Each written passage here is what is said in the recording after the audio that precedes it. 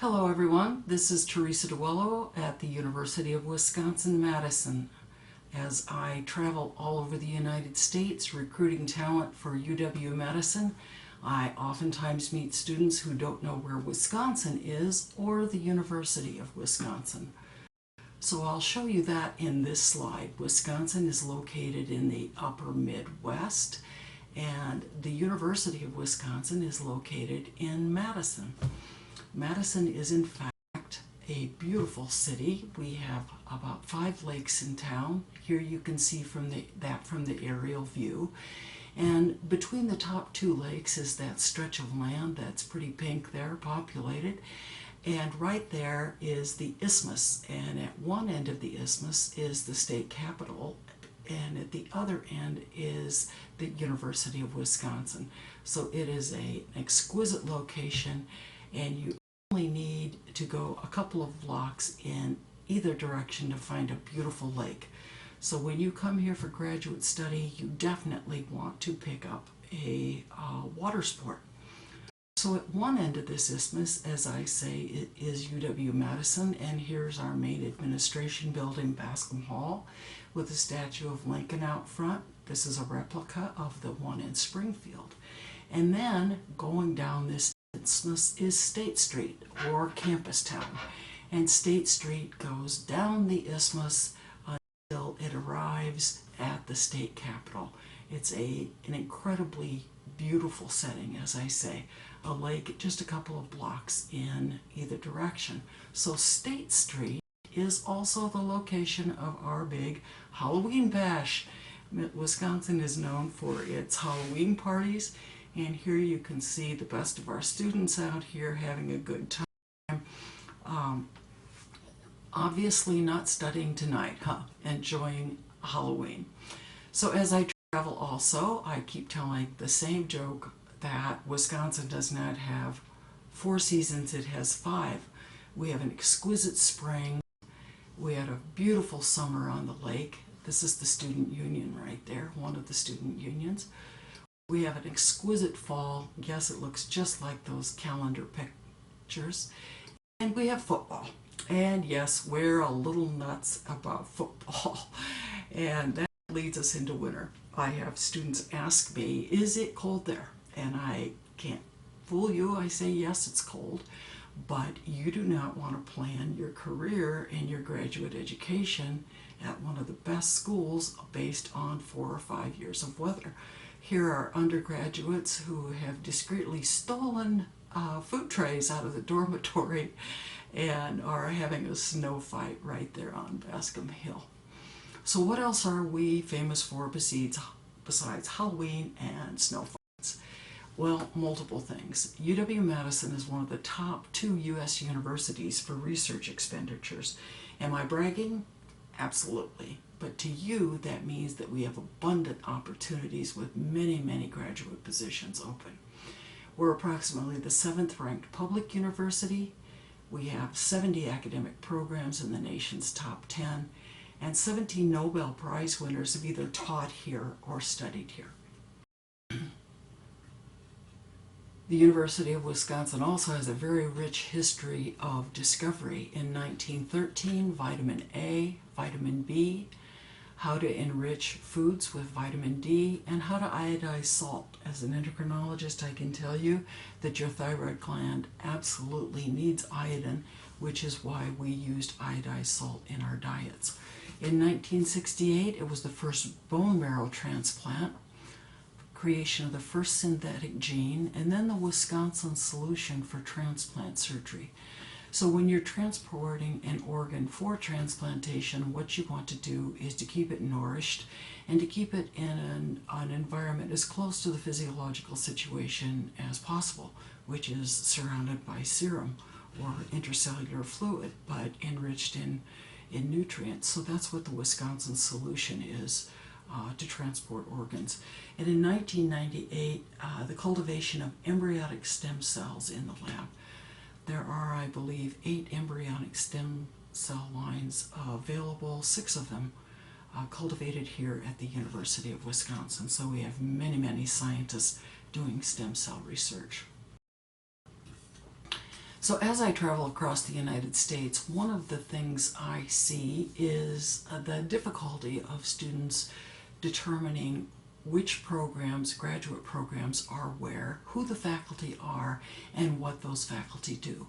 So surely many people have told you, well, go to a website, which means you can spend every waking hour, weekends, evenings, going through our websites, which are not identical, trying to determine who the faculty are and what we do.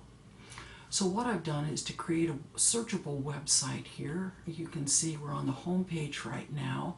There's a category for searching programs and faculty, one about Dr. Duello, one about Madison, and about UW-Madison, and asking questions. So we're going to skip over to About Madison first. And what we have here is just information that you would like to have on the city. Regardless of which of our graduate programs you go to, this will be of interest. Right to the right of that is about UW-Madison. We have a great deal of specific information that we can give you, but there is general information that you're going to want regardless of which graduate program you are interested in. So here there are links to transportation, safety, housing, childcare, healthcare, all topics which you'll want to know more about. If we go back now to search programs and faculty, what we see here is a list of programs for which I recruit talented students. So in biology, we have comparative biosciences, environmental studies, parasitology, pharmaceutical sciences, pharmacology, physiology, and zoology. In the physical sciences, also environmental studies, pharmaceutical sciences, and pharmacology. Environmental studies again for environmental science, and under statistics, both statistics and biostatistics. And if you were to click on any one of these programs, there's a little information there. And this is pretty much the Wikipedia version of what is parasitology, the study of parasites, just if this is an area that is which you're not familiar with. If we go back to the search page, I've put biology there in the space for the search.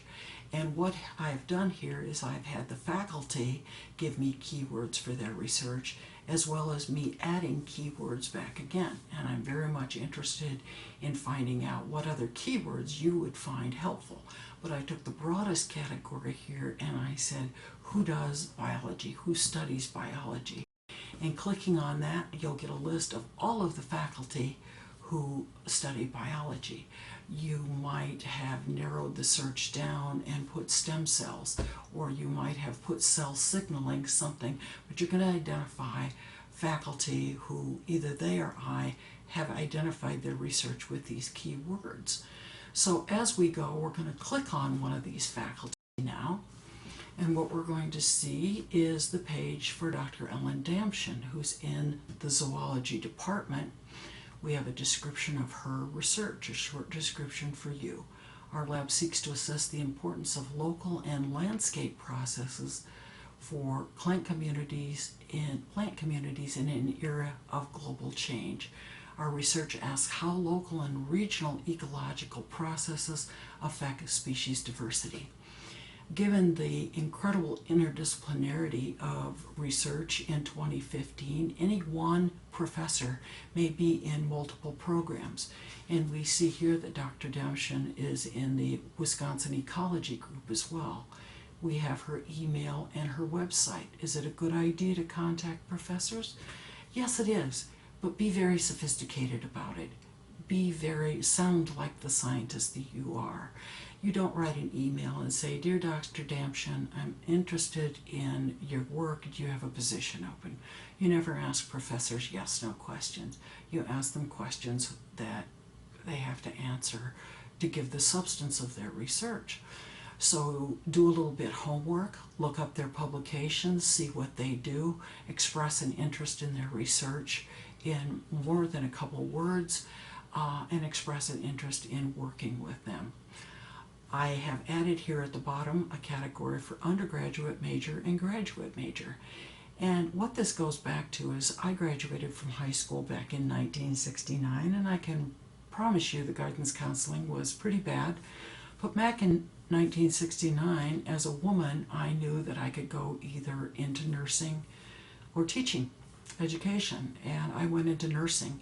I spent a couple of semesters there, and sitting in an anatomy one afternoon, I said, I love this stuff. I changed my major to biology, and I actually got my PhD in anatomy, which is most anatomy departments are now cell biology departments. But it's very interesting because students don't know that your undergraduate major does not define where you're going to end up, or even your graduate major. So we can see Dr. Damshin here actually did her undergraduate major in music and communications, obviously with a fair degree of biology as well, as she did her graduate degree in zoology, and she's in a zoology department, but she could work in a multitude of different biology programs. Here's another one.